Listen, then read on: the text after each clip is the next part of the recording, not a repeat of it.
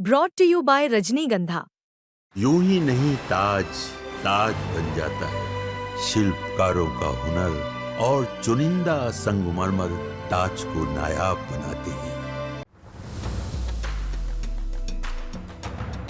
बिहार विधानसभा चुनाव में सिर्फ महागठबंधन में पेंच नहीं फंसा है, पेंच तो एनडीए में भी फंसा है। सीटें बांट दी गई हैं, लेकिन सीटें ऐसी बांटी गई कि मुश्किल लगातार बढ़ती जा रही है। अब मुश्किलों का आलम देखिए कि उपेंद्र कुशवाहा रात को नाराज हो गए। पहले तो अपने कैंडिडेट को कहा कि आप नॉमिनेशन की तैयारी करिए, सिंबल जल्द देंगे, लेकिन उसके बाद सभी कैंडिडेट को कहा कि फिलहाल अपने नॉमिनेशन को रोक दीजिए। जो भी नॉमिनेशन करने जा रहे थे उन्हें कहा थोड़ा होल्ड करिए। होल्ड करने के बाद रात को बीजेपी के दिग्गज नेता उनके घर पहुंचते हैं, बातचीत होती है। सम्राट चौधरी, ऋतुराज सिन्हा समेत तमाम नेता बातचीत करते हैं। खुद उपेंद्र कुशवाहा बाहर आते हैं और मीडिया की बाइट में कहते हैं कि एनडीए में ऑल इज नॉट वेल।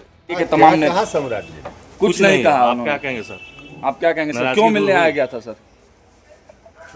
उन लोगों से पूछते ना कि क्या क्या होगा। उन्होंने लोगों तो ने बस कुछ हाथ नहीं जोड़ के कहा। चले गए, बोले ऑल इज वेल, मतलब इशारा किया। आप बताइए सर। आप ही की ओर इशारा किए सर, आप क्या कहेंगे सर? ये और लोग हैं। क्यों सर आप नाराज हैं क्या सर? मोबाइल क्या बात? थोड़ा सा नीचे नेता आए थे नीचे कीजिए, गौतम भैया नीचे कीजिए। अरे हम दे देंगे, चलिए ना। उन लोगों से आपने अरे ये मोबाइल पीछे कीजिए ना भैया। सम्राट जी थे, नित्यानंद राय जी थे, उन लोगों ने क्या कहा? कुछ भी नहीं कहे, हाथ जोड़कर चले गए। तो जब वो हाथ जोड़कर वो चले गए तो फिर अब उनसे पूछना चाहिए था ना। सर आप नाराज हैं क्या? या नहीं है सर? नाराज और प्रसन्न होने का कोई मामला नहीं है, आपको उनसे सवाल पूछना जिन चाहिए। सीटों पे सर आप दावेदारी कर रहे हैं अपने लोगों से माफी मांगी, फिर शेरो शायरी आपने की, साजिश की बात कही। क्या उपेंद्र कुशवाहा के साथ साजिश हो रहा है? Upendra ji quality of seat नहीं मिला है। रुकना धीरज। This time nothing is well in NDA. All is not well के मायने क्या है? क्या ये माना जाए कि एनडीए में अभी टूट होनी बाकी है? ये सिर्फ उपेंद्र कुशवाहा ही नहीं कह रहे, बल्कि उपेंद्र कुशवाहा जब ऑल इज नॉट वेल कह के सुबह का इंतजार करते हैं तो सुबह सुबह नित्यानंद राय के साथ पटना एयरपोर्ट पर दिखते हैं और वहां से अमित शाह से मिलने के लिए दिल्ली रवाना हो जाते हैं। हालांकि थोड़ा मुस्कुराते हुए कहते हैं कि उम्मीद है कि सब ठीक हो जाएगा। दिल्ली जा रहे हैं। एनडीए जो कुछ भी अभी तय कर रहा है उसके संबंध में विमर्श का कुछ मुद्दा बाकी है। इसी विषय पर बात करने के लिए दिल्ली जा रहे हैं और सब कुछ ठीक हो जाएगा, इस उम्मीद के साथ, इस विश्वास के साथ जा रहे हैं। महुआ से उपेंद्र कुशवाहा की पार्टी चुनाव अब ये बाकी चीज लौट कर बात करेंगे, बाकी चीज लौट कर सब हो जाएगा। हमने कहा ना कि सब ठीक हो, हाँ तो सब हो जाएगा, ठीक हो जाएगा। ये तो महज एक उपेंद्र कुशवाहा की हमने आपको बात बताई। अब जरा आप सुन लीजिए जीतन राम मांझी को। जीतन राम मांझी की पार्टी को सीटें मिली हैं 6। जीतन राम मांझी की पार्टी बार बार ये कह रही है कि वो भी खुश नहीं है सीट बंटवारे से, और नीतीश कुमार की नाराजगी को लेकर उन्होंने कहा कि जिस तरीके से सीटें बटी है कोई भी नाराज हो सकता है, मैं भी नीतीश कुमार के साथ हूं। और उन्होंने ये तक दावा कर दिया कि इसके अलावा 2 सीट और हैं जिस पर वो अपने उम्मीदवारों को सिंबल देने जा रहे हैं, यानी कि 2 सीट और फंसा दिया है जीतन राम मांझी ने। बढ़ा नहीं है, घटा है। 7 सीट 2020 में हम लड़े थे, 4 विधायक जीत के आए हैं।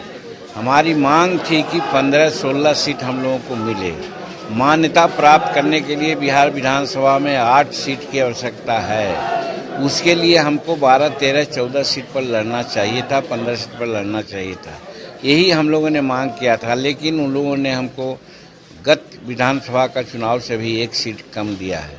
हम लोग इससे बहुत संतुष्ट नहीं हैं, लेकिन नरेंद्र मोदी जी और नीतीश कुमार के प्रति हम लोगों की आस्था है। इसको देखते हुए अभी स्वीकार किया है और सबों को हम लोगों ने सिंबल बांटा है जो 6 हमारे प्रत्याशी होंगे, और हम प्रतीक्षा कर रहे हैं। जैसा कि मुख्यमंत्री ने असंतोष व्यक्त किया है कि शायद जो जदयू के सीट थे उस पर भी लोजपा के लोगों ने सिंबल दे दिया है।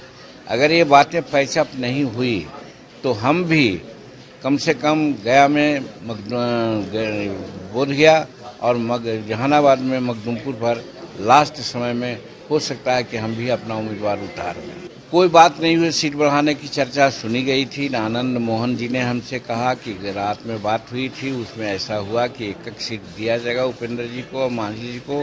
लेकिन जब धर्मेंद्र प्रधान जी से बातें हुई, सम्राट चौधरी से बातें हुई, तो इन लोगों ने ऐसा कोई बात नहीं है ऐसा इन लोगों ने कहा। तो इसीलिए हम लोग सिंबल मार दिया और प्रतीक्षा में है, क्योंकि अभी है 4 दिन, तो 19 तक हम लोग जरूर प्रतीक्षा करेंगे। और 20 तारीख को यदि किसी प्रकार का तब्दीली नहीं हुई तो फिर हम 2 सीट पर अपना नॉमिनेशन और करवा लेंगे। वो एक बोधगया है और दूसरा मखदूमपुर है। अब एनडीए में ऑल इज नॉट वेल की कहानी सिर्फ इतनी नहीं है। नीतीश कुमार नाराज हैं कुछ सीटों को लेकर, चिराग पासवान की भी बात फंसी हुई है, कुछ सीटों पर बात फंसी हुई है। जेडीयू ने कुछ सीट बीजेपी के साथ एडजस्ट किया, वहां मामला ठीक है, लेकिन जिस उम्मीदवार ने एडजस्ट किया है वो सीट वो नाराज चल रहे हैं।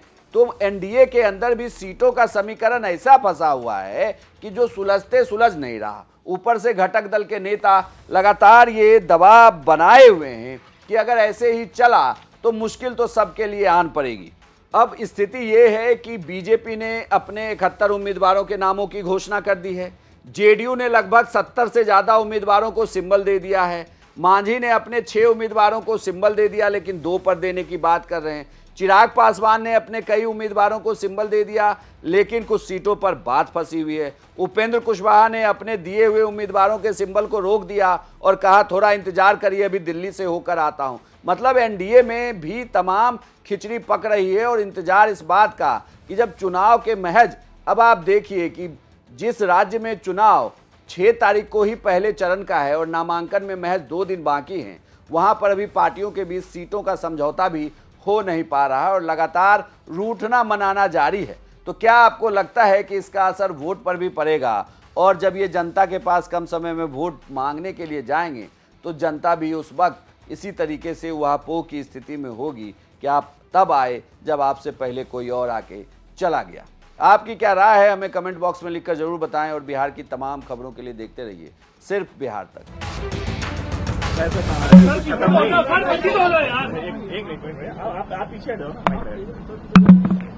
देखिए, वैसे नहीं आराम से, लेकिन आप बोल रहे हैं ना, हमने पटना में चलते वक्त भी कहा है कि गठबंधन में कुछ इशू है जिसको रिजॉल्व करने की जरूरत है और आए हैं यहाँ माननीय गृह मंत्री जी से मुलाकात हम लोगों की होगी और मेरा विश्वास है कि सब चीज ठीक ठाक हो जाएगा, रिजॉल्व हो जाएगा। किस चीज को लेकर नाराजगी है? नहीं, अब ऐसी कोई बात नहीं जिसकी चर्चा यहाँ नहीं, आप भी माननीय उपेंद्र जी बताएं। अच्छा, आप कुछ समझाए होंगे सर, क्या मतलब हो जाएगा, मामला सुलझ जाएगा?